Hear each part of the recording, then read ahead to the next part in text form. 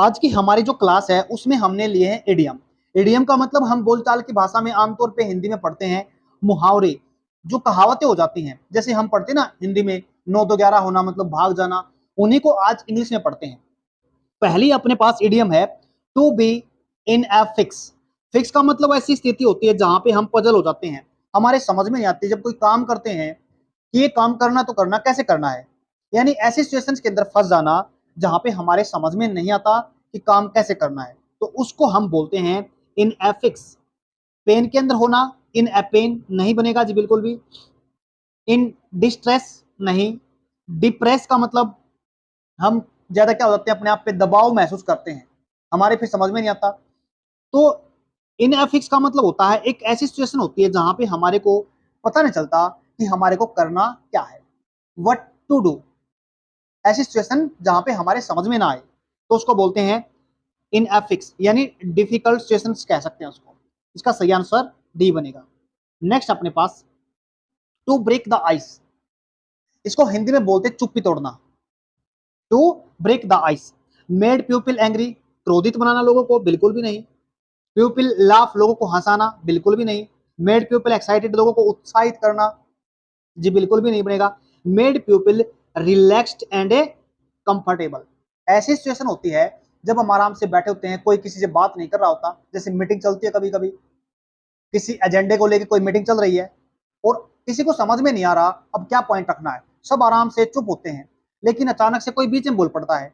यानी किस चीज को स्टार्ट कर देना, क्या बोलेंगे, किस चीज को स्टार्ट कर देना, और फिर सभी सोचते हैं वाओ बात शुरू हो गई। मतलब अब सभी अपने आप को क्या करते हैं, फील रिलैक्स महसूस करते हैं, कंफर्टेबल महसूस करते हैं, क्योंकि बात शुरू हो गई है। तो उसको बोलते हैं ब्रेक द आइस का मतलब है made people relaxed and A comfortable.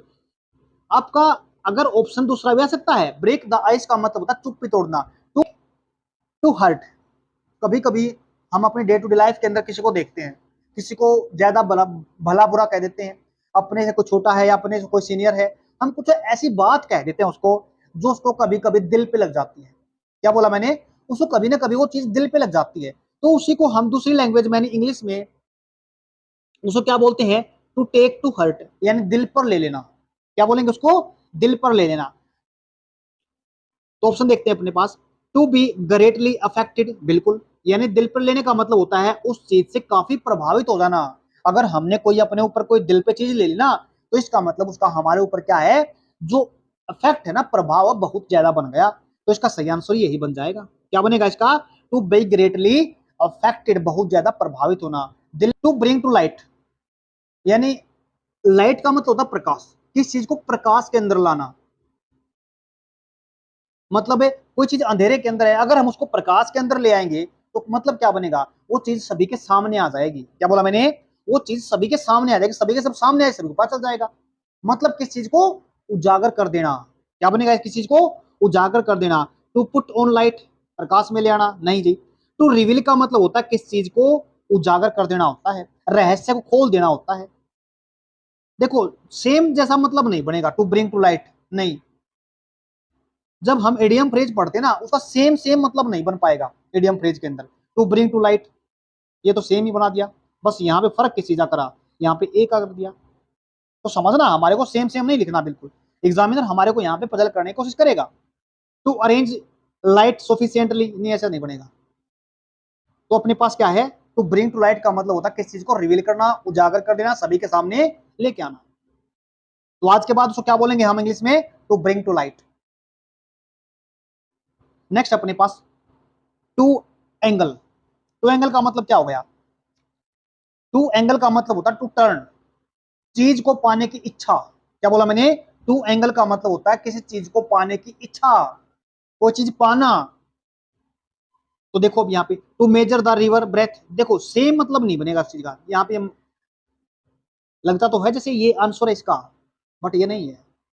To measure the river breadth, यानी जो रिवर की चौड़ाई को मापना। अब हम चौड़ाई थोड़ा मापने जाएंगे रिवर की, नहीं। To fish with a net, जाल के साथ एक मछली को पकड़ना, नहीं। देखो ये दोनों का मतलब जैसा है। टू फिश का मतलब होता है मछली पकड़ना, किस चीज को पकड़ना। क्या बोला मैंने, किसी चीज को पकड़ना, पकड़ने की चाहत का होना, उसको बोलते हैं टू एंगल। सही आंसर क्या अपने पास है, B. To sit and watch the river, नहीं, इतना आसान तो मतलब नहीं मिलने बनेगा। नेक्स्ट अपने पास to pull a long face. कई बार हम आमतौर पे देखते हैं ना अपने डे टू डे लाइफ के अंदर, जब किसी को हम कुछ बोल देते हैं वो बेचारा परेशान हो जाता है। अगर वो परेशान हो जाता है तो उसका चेहरा बेचारे का मुरझा जाता है, वो किसी से बात नहीं करना पसंद करता, आराम से करने बैठा रहता है, अपने मुंह को लटकाए हुए बैठा रहता है। अपने मुंह को लटकाने का मतलब क्या होता है? To pull a long face, उदास सा चेहरा लेके बैठ जाता है वो, तो उससे क्या बोलेंगे? लुक हैप्पीली, नहीं बोलेंगे। चेहरे को लटकाने का मतलब है यहाँ पे लुक डे सरप्राइज, नहीं, लुक सैड, लुक सैड, बिल्कुल क्या दिखाई देना किसी का? बिल्कुल उदास दिखाई देना, तो क्या बोलेंगे उसको? लुक्ड सैड का मतलब होता है to pull a long face. Next अपने पास to beat about the bush. कभी कभी क्या होता है जब हम कहीं बैठे हैं आराम से, मीटिंग के अंदर बात कर रहे हैं, कोई एक आधा बंदा ऐसा होता है किसी बात को इधर उधर घुमाता रहता है, पॉइंट टू पॉइंट बात करता है नहीं, पूछते कुछ है उससे बताता कुछ है। बार बार हम पॉइंट पे आने की कोशिश करते हैं लेकिन वो बार बार मुद्दे से भटका देता, नहीं ये नहीं है, वो कहीं ना कहीं बातों को उलझाए रखता है। अगर उसी को क्या बोलते हैं? टू बीट अबाउट द बस, यानी कभी भी हम टू द पॉइंट बात नहीं करते, टू द पॉइंट बात नहीं करेंगे तो उसको क्या बोलेंगे? टू बीट अबाउट द बस, इधर उधर की बातों को उलझाए रखना, इधर उधर की बातें करते रहना। आज के बाद उसको क्या बोलना है? To beat about the bush. To try to win favours नहीं है, टू टॉक वेल, अच्छे तरीके से बात करना भी नहीं है, to talk about relevant things, यानी एक रिलेवेंट तर्कसंगत बात करना बिल्कुल भी नहीं है। तो हमने क्या करना है? बेतरक बेढंगा बात करना, to talk about irrelevant things, यानी हम बगैर बात, कोड बात, इधर उधर की बातें करते रहते हैं, उसको बोलते हैं टू बीट अबाउट द बस। उम्मीद करता हूं समझ में आ गया होगा। नेक्स्ट है द जुरी इज आउट। जुरी आउट का मतलब क्या होता है? जैसे हम क्रिकेट के अंदर देखते हैं ना, प्लेयर है, खिलाड़ी है, आउट हो गया तो चला गया ना मैदान से बाहर, तो थोड़ा कोशिश करो उसको कनेक्ट करने की। यहाँ पे जूरी कौन होता है? जो जजमेंट देता है, जैसे अंपायर जजमेंट देता है ना मैच के अंदर, रेफरी होता है, अंपायर होता है। ऐसे ही क्या होता है, कोई कंपटीशन हो गया, कोई भी कंपटीशन मान लेते हैं, जैसे क्विज क्विज होते हैं हम स्कूल के अंदर, साइंस क्विज हो गया, पेंटिंग कंपटीशन होता है। अगर ये कंपटीशन होते हैं ना, वहां पे क्या होता है? जजमेंट देने वाले क्या बोलते हैं? जूरी बोलते हैं। जैसे कोर्ट के अंदर जज होता है ना, निर्णय देने वाला, ऐसे ही कंपटीशन के अंदर है ना, जैसे हमने अभी बात की साइंस कंपटीशन हो गया, कोई पोइट को लेके पेंटिंग कंपटीशन होता है, उसमें अगर जजमेंट देने वाले को क्या बोलते हैं? जूरी बोलते हैं। क्या बोलते हैं उसको? जूरी बोलते हैं। अगर वो आउट हो जाता है तो इसका मतलब क्या होता है? अगर वो टू द पॉइंट है, अगर वो बात नहीं करेगा तो इसका मतलब क्या हो गया? आउट होने का मतलब क्या होता है उसका? वो ऐसे डिसीजन पे पहुंचता है जहां पे कोई डिसीजन ही नहीं निकलता। तो देखते हैं क्या बनेगा इसका। The jury has taken a break between hearings, यानी हियरिंग के बीच में क्या लेना? ब्रेक लेना नहीं है जी, बिल्कुल भी। No decision has been reached, यानी किसी रिजल्ट पे, किसी डिसीजन पे नहीं पहुंचना, उसी को क्या बोलते हैं? Jury is out. आज के बाद समझ में आ गया कैसे बोलना है। अगर कोई रिजल्ट नहीं निकले, जैसे मैच के अंदर होता ना, ड्रा हो जाता है जब दो टीमें खेल रही है ना, और ना तो वो जीत पाए ए, ना तो एक, दो टीम अपने पास ए और बी, ना तो ए टीम जीत पाए ना बी टीम जीत पाए, मतलब क्या हो गया? मैच क्या हो गया? ड्रा हो गया। ऐसे ही क्या होता है जब जूरी से संबंधित, जब जूरी से जोड़ा जाता है इस चीज को, जूरी इज आउट, तो उसका मतलब होता है ऐसा डिसीजन जिसका अभी रिजल्ट ही नहीं निकला हो, मतलब no decision has been reached, result पे नहीं पहुंचा जाए। The entire jury decided to study out of the proceedings नहीं बनेगा। A jury member is absent नहीं है। सही आंसर क्या बनेगा? No decision has been reached, मतलब रिजल्ट पे नहीं पहुंचना। नेक्स्ट अपने पास to make up one's mind. One's mind, make, make होता किस? बनाना। मेकअप वंस माइंड का मतलब क्या है? जैसे हम देखो डायरेक्ट जोड़ा है, मेक माइंड का मतलब होता है, कभी कभी सोचते ना, मेक अपने दिमाग को बनाओ, दिमाग को बनाने का मतलब होता है अपना डिसीजन लो, किसी पॉइंट पे आओ, बोलते ना हम कभी कभी। मेक अप वंस माइंड का मतलब कोई डिसाइड करो, कोई डिसीजन लो। टू रिमेंबर थिंग्स क्लियरली नहीं, किस चीज को क्लियरली थोड़ा याद करना होता है। To remind one self something नहीं, बिल्कुल भी नहीं। टू थिंक क्रिएटिवली नहीं, क्रिएटिवली थोड़ा सोचना होता है। To decide what to do बिल्कुल सही बनेगा जिसका, क्या बोलेंगे? टू डिसाइड व्हाट टू, करना क्या है, हम इस पॉइंट पे पहुंच गए, यानी डिसाइड कर लेना भाई अब ये करना है। तो आज के बाद उसको क्या बोलना है, to make one's mind. तो अपने पास क्या है, to take, sorry, to decide what to do, करना क्या है, आज के बाद बोलना है मेक अप माइंड। या यहाँ पे वंस का मतलब होता है किसी किसी से भी जोड़ देते, कोई भी हो सकता है, यहाँ पे पर्सन की बात कर रहे हैं, कोई भी पर्सन हो सकता है यहाँ पे, याद रखना इस बात को। आगे चलते हैं, नेक्स्ट क्वेश्चन अपने पास। Nowadays it has become a decision, sorry fashion, to take French leave. देखो मैंने पहले बताया था, जो सीधा का सीधा वर्ड लिखा ना फ्रेंच लीव, जहां पे लगता है ना फ्रेंच लिखा वहां से काट दो बस।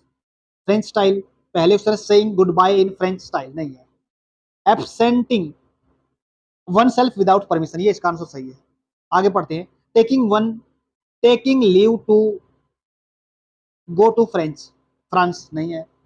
Seeking permission from French embassy नहीं जी, फ्रेंच इस सेम वर्ड को काट दो बिल्कुल।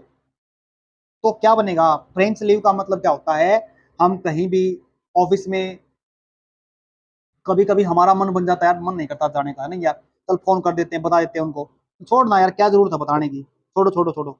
कभी कभी कोई पर्सन ऐसे बताता नहीं ना, यानी बगैर परमिशन के छुट्टी लेना, कुछ क्या बोलते हैं, टेक फ्रेंच लीव, क्या बोलेंगे उसको, फ्रेंच लीव बोलते हैं। एब्सेंटिंग वन सेल्फ विदाउट परमिशन, बगैर परमिशन के छुट्टी ले लेना, उसको बोलते हैं फ्रेंच लीव।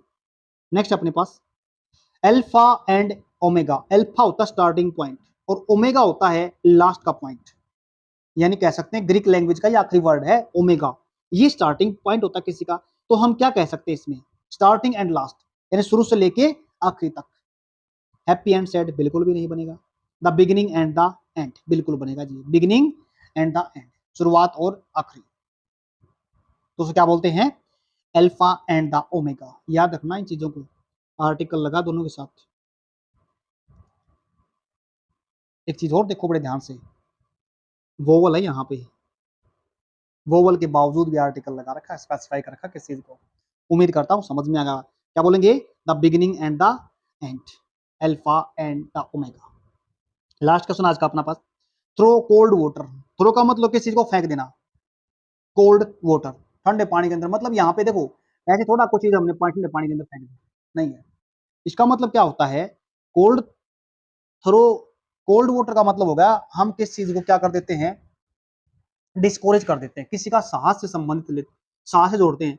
कोई बंदा अच्छा प्रोग्रेस कर रहा है, अच्छा काम कर रहा है, पढ़ाई अच्छी कर रहा है, कोई खेल अच्छा रहा है, परफॉर्मेंस अच्छा दिखा रहा है, और हम उसको इग्नोर कर देते हैं, कई बार क्या कर देते हैं, उसको इग्नोर कर देते हैं, उसकी बात को ध्यान से नहीं देखते, उसको कभी प्रेज नहीं करते, कहते अरे ठीक है पढ़े करेगा तो कर लेगा, ठीक है खेलेगा तो खेल लेगा भाई, ठीक है, यानी उसको कभी भी हम हौसला नहीं देते। जब हौसला नहीं देंगे तो उसको क्या बोलते हैं, डिस्करेज बोलते हैं, क्या बोलते हैं उसको, डिस्करेज बोलते हैं। उम्मीद करता हूँ समझ में आ गया होगा। आज के लिए इतना, चलो एक